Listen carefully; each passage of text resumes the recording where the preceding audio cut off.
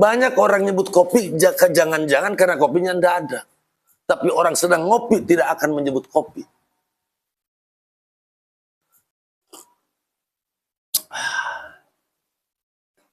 Mantap. Tuh. Disebut nggak? Kopi, kopi, kopi. Enggak. Orang kepanasan pasti akan bilang jauh dengan air. Air, air, air. Karena airnya jauh. Tapi orang sedang berenang, dia mustahil mengatakan air, air. Enggak. Tapi dia asik dengan nikmatnya sifat air. Tanpa menyebutnya. Sampai bersetubuh dengan istrinya, disebut enggak? Cayem, cayem, cayem. Umpama namanya si Cayem umpama. Enggak. Asik saja. Memanggil itu karena jauh. Itu jauh. Jangan-jangan kita menyebut nama Allah itu karena Allahnya jauh. Paham enggak? Nah itu. Begitu pikir, contohnya gini. Kade, ngopi ini enak banget kopinya. Karena sedang ada kopinya. Yang mengada ngopi yuk, tapi kopinya gak ada. Hayu, berarti nyari dulu. Nah kira-kira nyebut Allah itu seketika hatinya merasakan sifat Allah. Merasa sedang dimanja, sedang ditaatkan, sedang diperlihatkan, sedang dibicarakan, sedang asik bisa berhubungan dengan teman. Allah nikmat banget. Itu ada qarib. Itu kesimpulan. Storeko itu nanti menjadi satu kesatuan. Dari latifatul qalbi, begitu Allah itu semua muraqabah dan semua latifah dan muraqabah itu sehingga menjadi satu kesatuan. Contoh, kita ingin sambal. Sambal itu dari bermacam-macam sifat, nama, dan dari bermacam zat. Ada garamnya, ada cabenya, sok cabai doang. Belum disebut sambal. Ada terasinya, ada mecinnya, ada gulanya, dan sebagainya lah. Diaduk jadi satu, begitu dicocol, sedap. Ini namanya sambal. Nah begitu Allah, kita merasakan bahwa Allah itu yang Ar-Rahman, Ar-Rahim, Al-Malik, Al-Qudus, As-Salam, Al-Mu'min, Al-Muhaimin, Al-Aziz. Kita tenggelam di situ semua.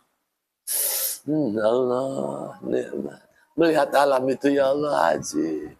Sehingga merasakan keagungan Allah itu yang dirasakan dua.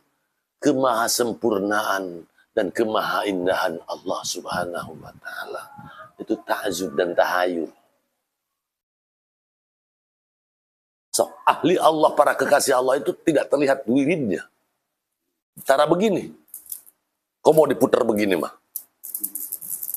Mau jadi mbah? Enggak. Dia asing.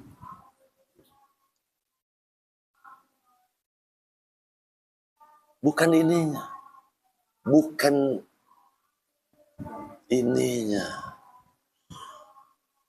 Kena melihat keagungan kebesaran yang fakta nyata ini.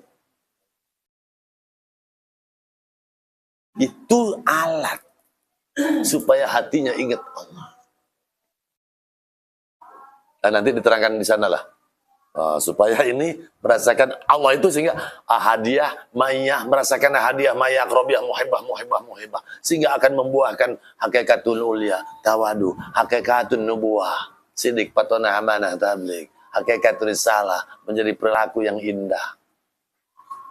Gitu. Asik nanti. Jadi satu kesatuan.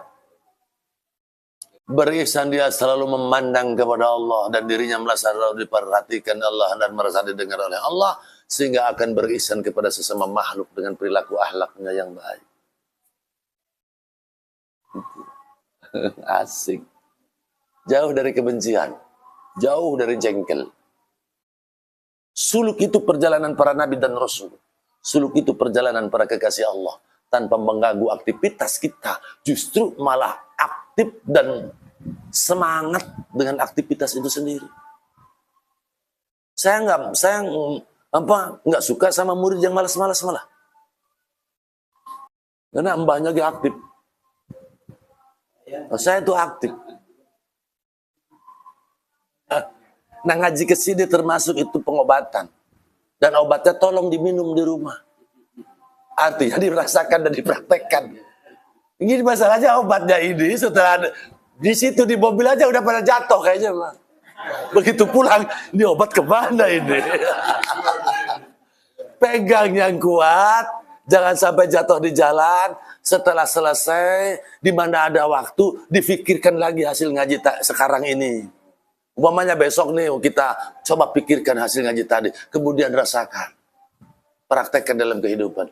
Nanti belajar suluk makanya lah. Di depan ditulis bagaimana cara suluk.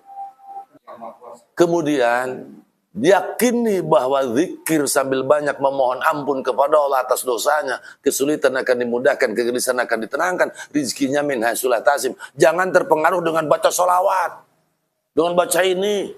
Angger nggak ingat sama Allah mah. Baca sholawat nggak ingat kepada Allah Rasulullah, nggak akan membuahkan dia menjadi baik, malah sombong menjadi ahli sholawat. Merasa dirinya ahli sholawat, nganggap orang remeh, angger. Bersolawat itu supaya ada interaksi. Begitu bersolawat, Rasulullah terlihat akhlaknya. Dia melihatku. Kita sadar menjadi umatnya yang jauh, masih jauh dari harapannya.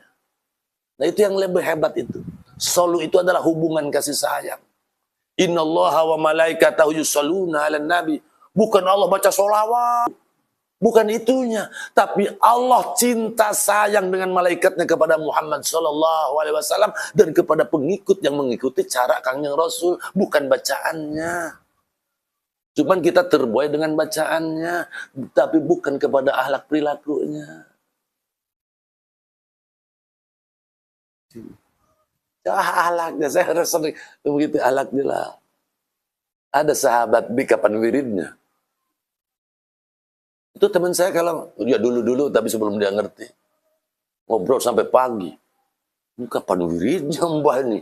Engkau katanya mursid. Tasbihnya diem aja gitu, ngobrol sampai pagi. Yang dia tanya itu. Nah, begitu diterangkan, sadar.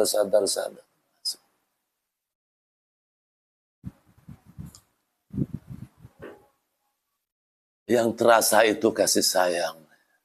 Ar-Rahman itu tanpa disebut, tapi dia sedang merasakan Rahman-Nya Allah. Kebetulan di sini ada Rohimnya. Orangnya ada Rohim. Nah ini sedang Rohim ini. Rahman dan Rohim. Apa Rahman dan Rohim? Rahman itu Allah menyampaikan datang ke sini. Ada abinya yang menyampaikan ilmunya. Allah yang memberikan hidayah taufik bisanya di sini. Itu karena Rohimnya Allah. Karena Rahim itu khusus bagi orang mukmin beloko. Siapa yang mukmin? Muhammad sallallahu alaihi wasallam dan orang yang mengikutinya. Gitu. Tak disebut ya Kang Rahim.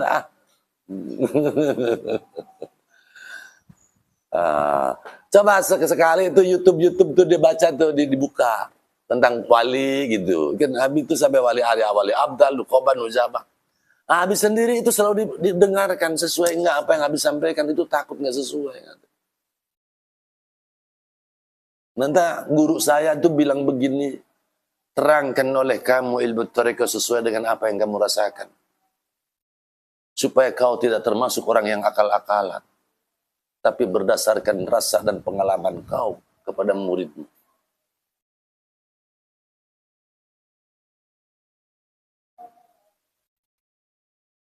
Nah, nggak sampai pagi kayak boleh.